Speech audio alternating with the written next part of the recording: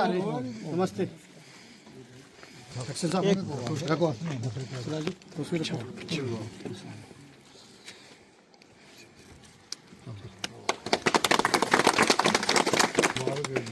सारे मुबारक एक्शन साहब बिल्कुल सर। आज खुशी का मकाम है। खुशी का मकाम इसलिए है कि जब मैंने इलेक्शन लड़ा तो मैं नया था, पहली बार इलेक्शन लड़ रहा था, दिल बहुत कम थे और सब जगह पहुंच नहीं सका। बड़े बड़े महारथी, बड़े सीनियर लोग इलेक्शन लड़ रहे थे। तो जब मैं रजौरी में आया तो बड़ी बड़ी बातें की गई, लेकिन इलेक्शन में बातें करना वाजिब सब करते करते, लेकिन जब मैं जीता, जब काउंटिंग हॉल से मुझे वो लेटर मिला कि आप जीत गए, जब मैं उस काउंटिंग हॉल से बाहर निकला तो मेरा पहला बयान क्या था? मेरा पहला बयान ये था कि मैं इलेक्शन खत्म हो गया, अब मैं सबका एमएलए हूं, 99,000 वोटों का एमएलए हूं, अब मैं हर जात हर मजहब का एमएलए हूं। और मैंने सबको ये बात कही कि अब मेरे दिल के, मेरे ऑफिस के, मेरे घर के दरवाजे हर उस आदमी के लिए खुले हैं जो तामीर और तरक्की में विश्वास रखता है, चाहे उसने वोट कहां दिया है, कहीं नहीं दिया, लेकिन जहां तक गवर्नमेंट की बात है तो मेरा पैमाना ये कभी नहीं होगा कि किसी ने अगर मुझे वोट नहीं दिया तो उसको पानी ना मैं दूं, किसी ने वोट नहीं दिया तो मैं उसको बिजली ना दूं, किसी ने अगर वोट नहीं दिया तो मैं उसकी रोड ना दूं। हालांकि जब मैंने काम शुरू किया और आज भी बड़े सारे लोग कह रहे थे, क्योंकि तब तो धर्म खतरे में था, तब धर्म खतरे में था, बोले वाले लोगों को गुमराह किया जा रहा था कि अगर ये जीत गया तो आपके मंदिरों में पूजा नहीं होगी, मस्जिदों में ये नहीं होगा।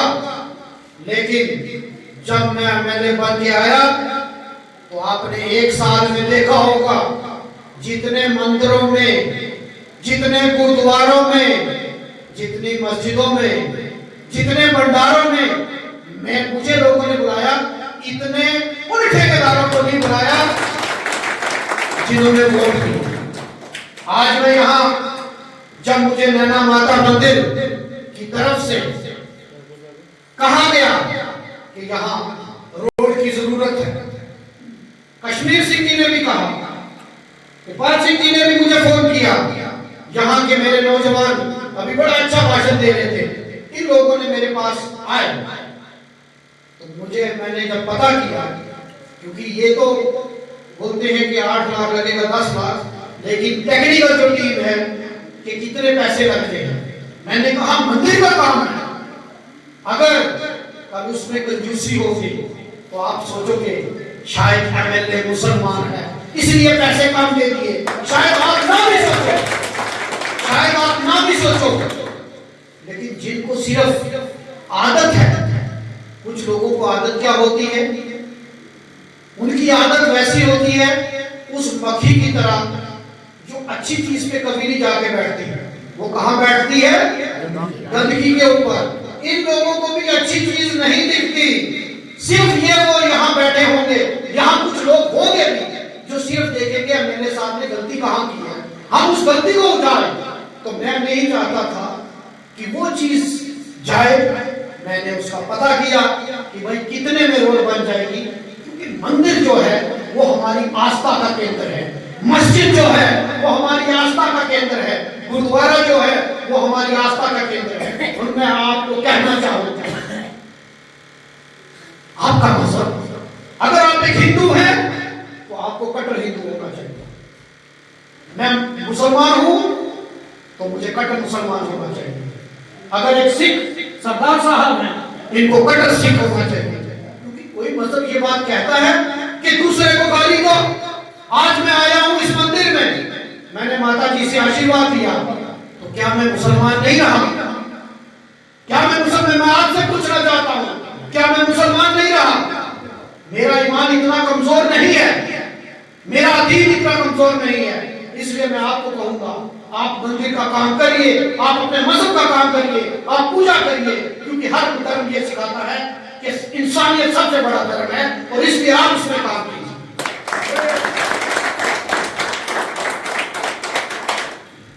एक साल में आप रिपोर्ट कार्ड देख लीजिए,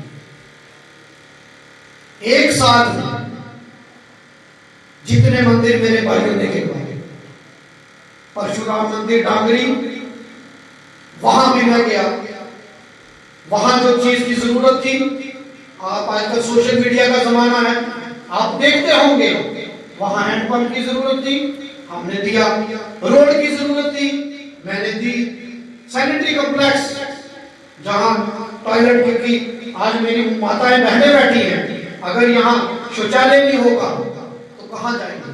जिस तरीके से बताया गया कि एक साल में बड़े बड़े भंडारे होते हैं, हर वहां लोग आते हैं, अगर वहां बाथरूम नहीं होगा तो दिक्कत होगी।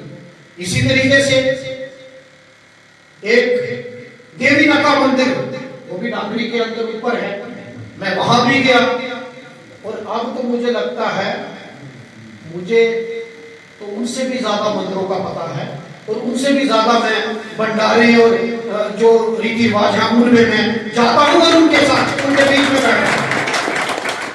कालका मंदिर में मुझे पिछले दिनों बुलाया, वहां पानी की जरूरत थी, हैंडपंप दिया, सैनिटरी कॉम्प्लेक्स दिया। रचुआ मंदिर में हमने वहां सैनिटरी कॉम्प्लेक्स दिया। ससारकोट में मेरा एक वैष्णो देवी मंदिर, वहां कम्युनिटी हॉल दिया। ससारकोट मंदिर जो है गुरु रविदास मंदिर, वहां सैनिटरी कॉम्प्लेक्स और कम्युनिटी हॉल दिया। तो गुरुद्वारा साहब जो बंदा सिंह बहादुर गुरुद्वारा, वहां सैनिटरी कॉम्प्लेक्स दिया। एक देरियागंज गुरुद्वारा है, वहां मैंने सैनिटरी कॉम्प्लेक्स दिया। सावड़ी के अंदर गुरुद्वारा है, वहां हैंडपंप दिया। तो कहने का मतलब ये है कि जब से मैं एमएलए बना हूं, तो मैंने कभी मंदिर और मस्जिद और गुरुद्वारे में फर्क नहीं, और मैं आपको यकीन दिलाता हूं, मैं कभी ये फर्क करूंगा भी नहीं। मैं आप सबका एमएलए हूं, और मैं सबको साथ लेकर चलूंगा। आज हम मंदिर में बैठे हैं, मंदिर में तो अगर मंदिर के अंदर कोई डाकू भी आ जाए, कोई चोर भी आ जाए, कोई कैसा भी इंसान आ जाए, तो वो माता जी हैं, उनका दिल इतना बड़ा होता है, वो सबका स्वागत करते हैं। तो फिर हमारे दिलों में करवाहट हो सकता है, मेरा जाती इख्तिलाफात किसी से हो सकता है, भाई भाई की नहीं बनती, लेकिन जब हम इस मंच पे बैठते हैं तो हमें मर्यादा का पालन करना चाहिए, ये मैं कहना चाहूंगा। अगर यहाँ किसी को कोई दिक्कत है, वो मुझसे अलग से मिले, अपनी बात कहे, मैं उसका भी एमएलए हूं, लेकिन सार्वजनिक मंच में अगर हम नफरत, अगर हम संयम नहीं रखेंगे, अगर हम अनुशासन नहीं रखेंगे, तो मैं समझता हूं कि अगर माता जी के पास भी आके अगर हम ये तमाशा करेंगे, तो मैं समझता हूं कि हमें अपने अंदर जानने की जरूरत है कि हमें कितने सुधार की जरूरत है। इसलिए मैं आपसे कहूंगा कि हमें मिलजुल के राजनीतिक मंचों पे बहुत सारे बवाल होते हैं, और वो स्वाभाविक है, लेकिन जब हम किसी मंदिर, मस्जिद, गुरुद्वारे में बैठते हैं, तो हमें आवाज धीमी करके बात करना, क्योंकि वो केंद्र वहां हमारी आस्था के साथ जुड़ा है। अभी मैं माता जी के पास वहां गया, उन्होंने ये चुनरी मुझे पहनाई, उन्होंने आशीर्वाद दिया, उन्होंने मेरे लिए प्रार्थना की, और मैं यहाँ आपके बीच में बैठा हूँ। मैं आज उन लोगों से भी कहता हूँ जो अगल बगल छुप के बैठे हुए होंगे कि शाम को कैमरे में ना आ जाऊं और उनकी क्लास ना लग जाए, मैं उनसे कहूंगा इलेक्शन 4 साल के बाद है, आइए मिलके इस गन्ना का विकास करें, मिलके यहाँ तरक्की करें, ताकि हम एक नई सियासत की शुरुआत करें। मैं आग लगाने वाले में से नहीं हूं, मैं आग बुझाने वालों में से हूं। मैं लोगों को लड़वाने वालों में से नहीं हूं, मैं लोगों को जोड़ने वालों में से हूं, क्योंकि मैं उस लीडर का वर्कर हूं जो नफरत के बाजार में मोहब्बत की दुकान खोलता है। मैं इसलिए मैं उनसे कहूंगा, अभी किसी मेरे साथी ने कहा कि यहाँ सब एक विशेष धर्म के लोग हैं, हिंदू कम्युनिटी के लोग हैं, वो किस धर्म से हैं मुझे उससे कोई वास्ता नहीं, वो मेरी कॉन्स्टिट्यूएंसी के लोग हैं। मैं उस नजर से आपको देखता हूं। आपका धर्म आपको मुबारक है। मेरी माताएं, मेरी बहनें इतनी तादाद में यहाँ बैठी हैं, मेरे लिए यही फख्र की बात है। मैं एक्सीएन साहब से अभी बात कर रहा था, मैंने कहा देखो ऐसे में मैंने कोई कमी नहीं छोड़ी। अब काम किसी ने बिलो भी दिया हो, अगर 22-22.5 लाख का काम है तो वो 22.5 लाख रुपए लगने चाहिए, चाहे उसने ट्रैक्टर 10 लाख का लिया हो, 12 लाख का लिया हो, लेकिन काम वो कितने का करेगा? 22.5 लाख का।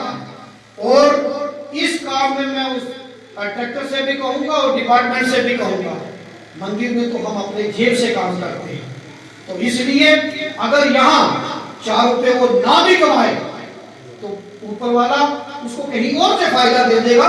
इसलिए इस काम को आपने ईमानदारी और जानकारी से क्वालिटी वर्क करना है, ताकि ये टाइल 1 साल के बाद उखड़ने की चाहिए, ताकि कोई ये ना कहे, क्योंकि मुझे पता है वो लोग उस मक्खी की तरह है, वो उस चीज के लिए भी मुझे कसूरवार ठहराते हैं जो उन्होंने की है।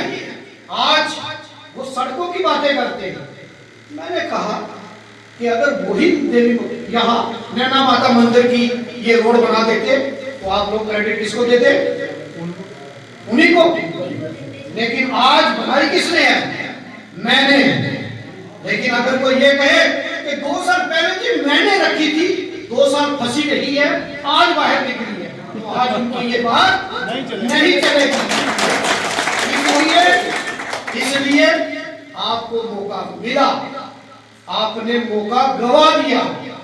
आप एटलीस्ट 5 साल तक तो आपको कोई मौका नहीं है। 5 साल तक आप मेरा काम भी देखिए, फिर आप मेरा 1 साल का काम देखिए और उनका 10 साल का काम देखिए, कंपेयर कीजिए, उसकी तुलना कीजिए। अगर आपका दिल माना कि इस हमारे बच्चे ने काम किया है तो आप मेरा लाइसेंस फिर रिन्यू कर देना।